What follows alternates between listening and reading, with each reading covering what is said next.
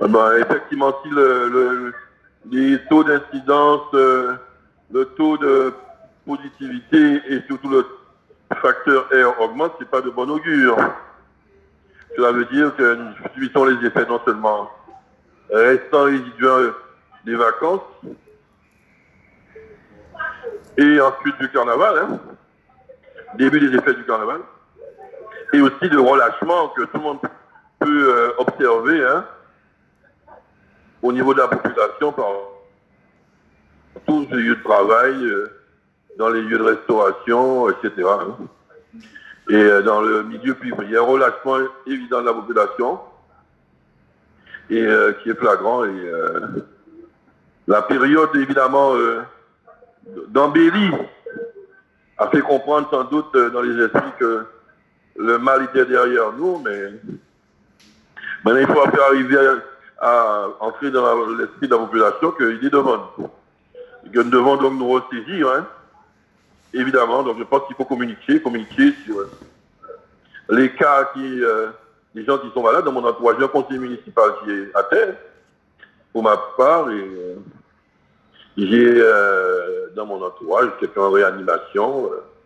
Je pense que ce sera de plus en plus évident un peu partout. Hein. Et donc, il faut faire très... Et j'ai pas mal de personnes que je connais qui sont atteintes du Covid. Donc, il faut que nous puissions vraiment nous investir à ce niveau-là pour faire intégrer la population se ressaisit. Donc, il faut des images chocs, hein, pour faire des reportages au CHU. Il faut interroger ceux qui ont été victimes, qui se sont sortis, mais qui ont encore des séquelles, ceux qui ont perdu des parents, etc. Hein. Je pense qu'il y a comme ça qu'on peut sensibiliser la population. Il faut que malheureusement l'effrayer, pas l'effrayer, mais en tout cas lui faire voir la réalité en face. Maintenant, je suppose que le préfet a prévu aussi quelques mesures restrictives, hein, qui à mon avis s'imposent. Des mesures restrictives, hein, aux activités humaines généralement, tout azimut, hein, pour compenser, freiner cette montée épidémique. Il ne faut pas attendre que les choses explosent pour pouvoir agir. Hein. C'est dès maintenant, et la population comprendra que le challenge qui avait été imposé par la situation n'a pas été gagné et qu'on doit en subir les conséquences.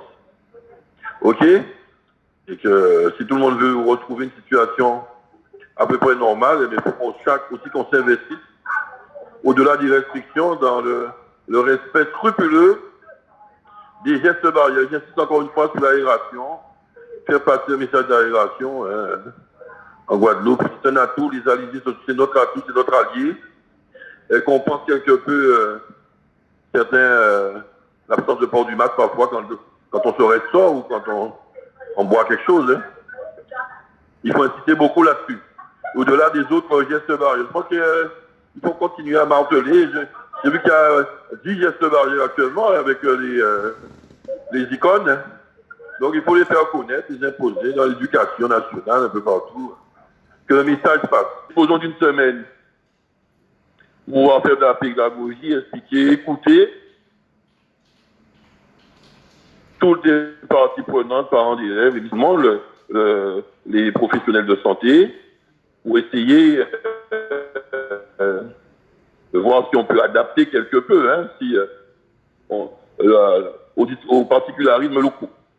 Il y a la ventilation naturelle du pays qui fait qu'on n'est pas condamné à rester fermé dans une place sans aération, qui doit jouer, qui est un facteur favorisant, hein, OK, et qui compense un peu l'absence éventuellement de masse. Doit-on pour autant interdire l'accès à terme des enfants sans masque pour des raisons quelconques, parce qu'ils ne le supportent pas, parce que les parents ne le veulent pas, parce que leurs conditions sanitaires, leur état de santé ne le permet pas. Pourquoi doit-on interdire l'accès à l'école? Ça, c'est un questionnement auquel il faudrait répondre peut-être pendant le laps de temps qui nous importe, pendant cette semaine de pédagogie et de concertation. Je pense pour ma part, mais c'est un point de vue personnel, qu'on ne doit pas interdire pour autant l'accès à l'école aux enfants qui ne supporteraient pas le masque ou qui les parents estiment que c'est pas bon pour leurs enfants ou qu'ils auraient des contre-indications médicales avérées avec un certificat médical. Donc je pense qu'il y a un truc quand même à faire. Il y a un juste milieu, en tout cas, il y a quelques dérogations à faire pour permettre au dispositif de fonctionner, qu'on ne se retrouve pas dans une situation où on aurait quelques mouvements désagréables qui perturberaient l'éducation de nos enfants et qui compliqueraient une situation déjà suffisamment compliquée au niveau social et sociétal en Guadeloupe. En tout cas, c'est le vœu que je formule. Hein. Je n'ai pas la solution miracle. Je suis très jeune par rapport à cette situation. Je conçois forcément que ce n'est pas facile à gérer pour le préfet et pour la rectrice, mais je les encourage à écouter pendant cette semaine le maximum. Et si aura lieu, on les autorise à déroger, qu'ils n'hésitent pas